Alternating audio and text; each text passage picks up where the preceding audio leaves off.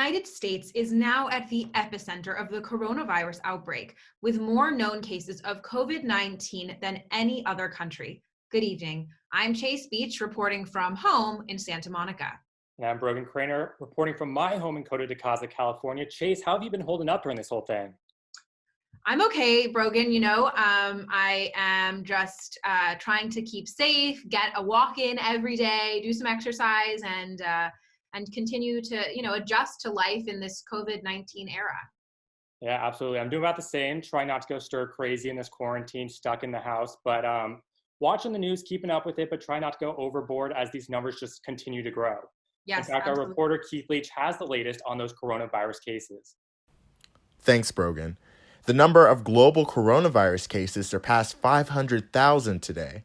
That's a total of 525,810 cases, with 23,714 deaths recorded worldwide. Here in the U.S., the total number of coronavirus cases hit 81,321, with 1,001 confirmed deaths, becoming the country with the most confirmed coronavirus cases in the world. California has become the third most infected state, with 3,183 cases and 67 deaths recorded. LA County is responsible for 1,229 of those cases and 21 of those deaths. Melrose and Brentwood are the most affected areas, with 47 and 42 cases, while USC's neighborhood, University Park, only has 6.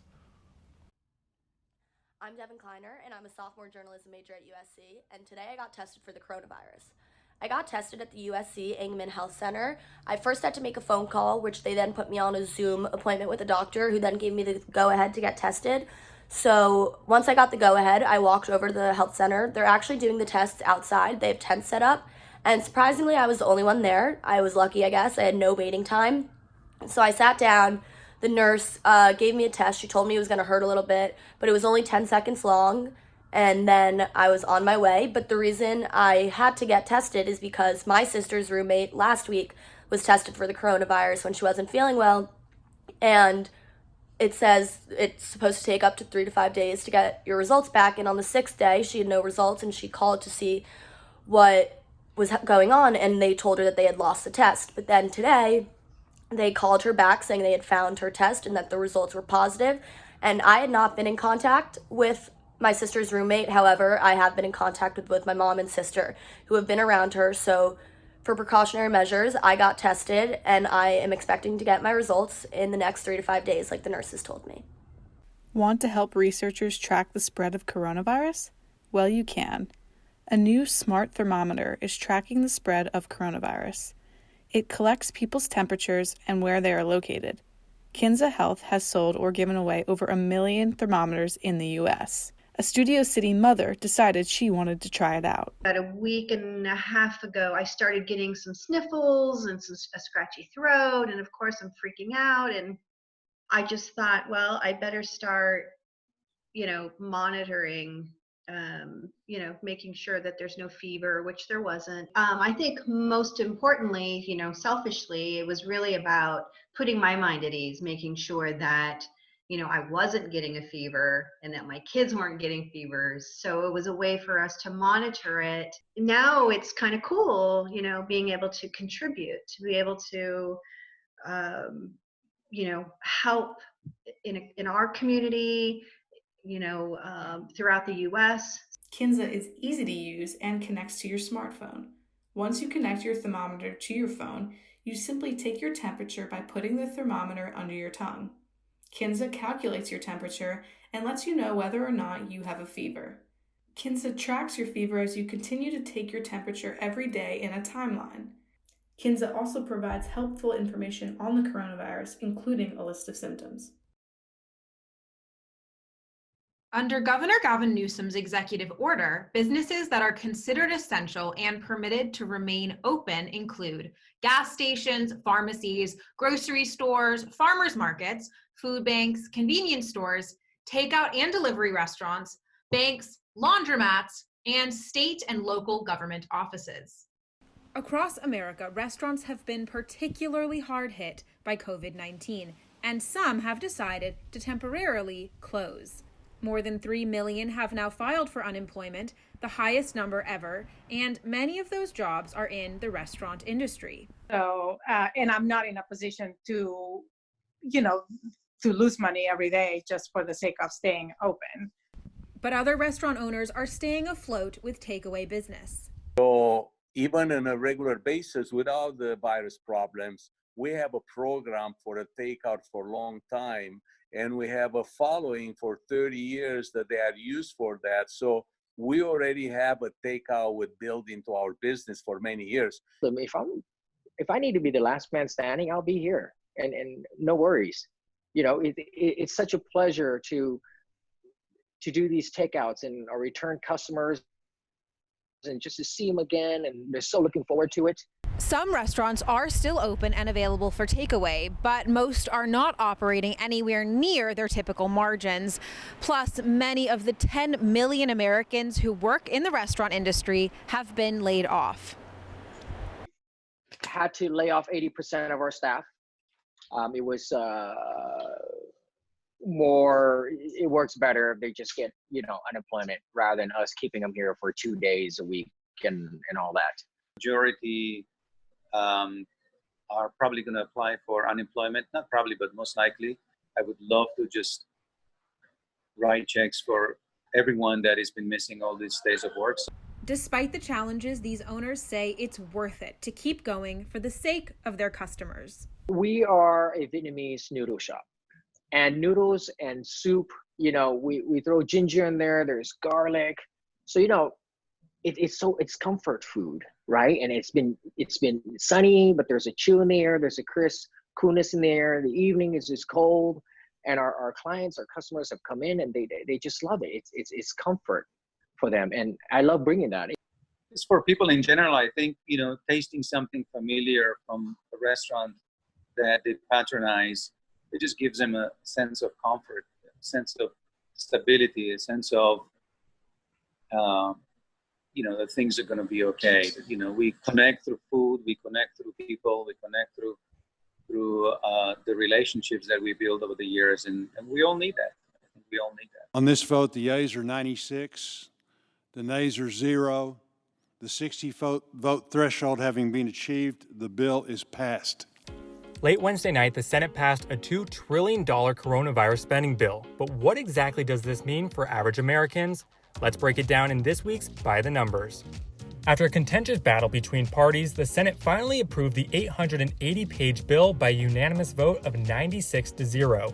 From arguably the most partisan, divisive thing you could possibly do to coming together entirely, 100 of us, to meet this challenge, I think says a lot about the United States Senate as an institution. It's a historic day because it matches a historic crisis. And our people need help. They were crying out to us to help. Today, the Department of Labor reported more than 3 million people filed for unemployment last week. This newly approved stimulus package is looking to combat this staggering number. The plan will provide $1,200 to adults, $500 for each child under 17, and $3,400 to married couples with 2 children. Each of these payments will only be made once, however, additional payments could be ordered through future bills. A USC professor of finance and business economics spoke to Annenberg Media about the amount. Oh, of course, $1,200, is not that much money if this is going to last a long time. But I think they're trying to make it easy on people, like there's going to be a moratorium, it seems, on mortgages, rents. They're not going to let people be evicted. So there's some insurance that I think is going to help for the short run. Most people who are eligible for the payments will receive them from the Internal Revenue Service. But who exactly is eligible? Well, it really all depends on your annual income. Adults with Social Security numbers who make $75,000 or less and who are not dependents of someone else will get the full amount. A head of household, often meaning a single parent, who makes $112,500 or less annually will also receive the full payment.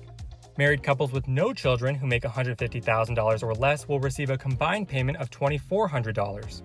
Now, in terms of which year's income you should be looking at, it's 2019. But if you haven't prepared a tax return yet, 2018's income will also work. If you are eligible, you do not have to apply for these payments. In fact, if the IRS already has your bank account information, it would simply transfer the payment through direct deposit. If you're wondering when to expect these payments, Treasury Secretary Steven Mnuchin predicts within the next 3 weeks. And finally, for all you students out there who have taken out student loans, the bill says that the loans held by the federal government will be suspended for the next 6 months until September 30th, and interest will not accrue during that suspension period. High school students from around the country are being impacted by the coronavirus, with seniors missing out on important life events. From canceled graduations and proms to missing out on spring sports, many say it's difficult to keep their spirits up.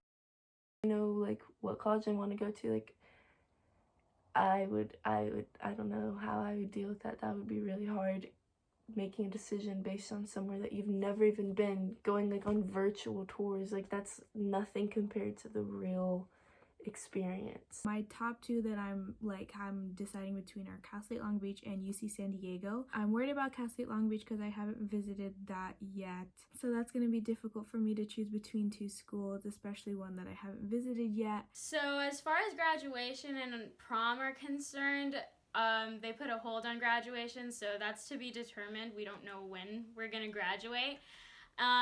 For prom, they canceled that. For the AP exams, I know that the College Board is going to come out with something April 3rd, and so right now we're just kind of waiting. It's kind of a hiatus right now in studying. Today would have been opening day for Major League Baseball, but since the season was postponed, many Dodgers employees are out of work and no longer being paid.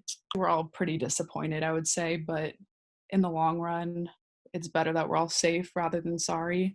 Especially for our boys in blue. We want to make sure the players are healthy, all the employees, so that we can continue on one day.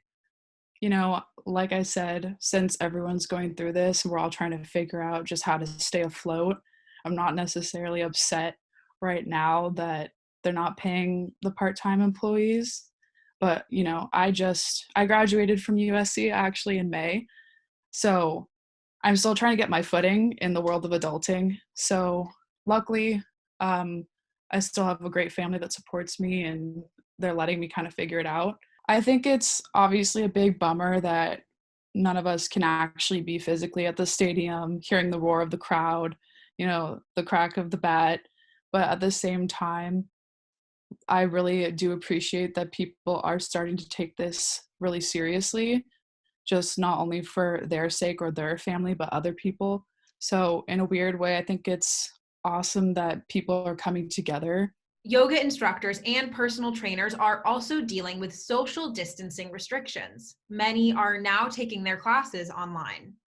All my clients, the private clients, started to cancel all the classes slowly by slowly until I had no clients, and then the yoga studio, of course, they had to close as well. So by Monday last week I had no classes at all, so I had to reinvent myself, and thanks God I started to announce a course on yoga philosophy online and on Zoom, and it's been working well, but it's just for this week.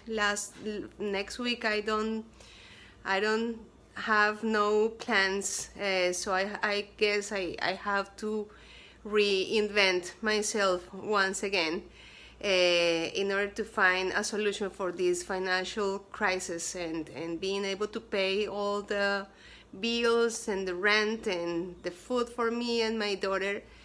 So that's what we are swimming. That is the ocean that we are swimming in right now.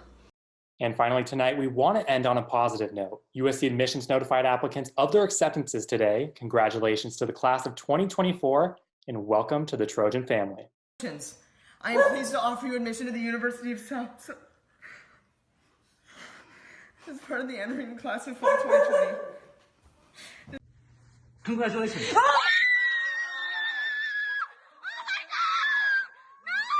Mom, guess who got into USC?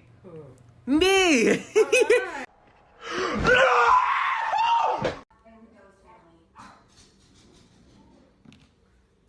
Congratulations!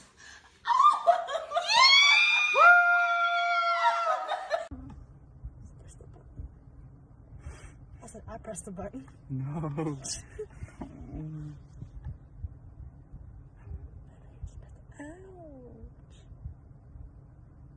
I got it! Login, I think. Okay. Congratulations! I'm pleased to offer you admission to University of Southern California. And once again, as we said, congratulations to those newly admitted students. You're gonna have a great time here at USC. I still remember the day I got in Chace. I literally chased down the post office guy because he was taking forever to come to my street. And then he pulled out that giant package, that acceptance letter, and it was truly one of the most incredible days of my life. Yeah, similarly, I was just beyond thrilled and on cloud nine once I was accepted. It was really one of the best days ever. Yeah, awesome. Well, thank you guys so much for watching See It Live. We will continue to post newscasts here on the Annenberg Media YouTube channel. And for continuous coverage on COVID-19, head to uscannenbergmedia.com. Have a great night.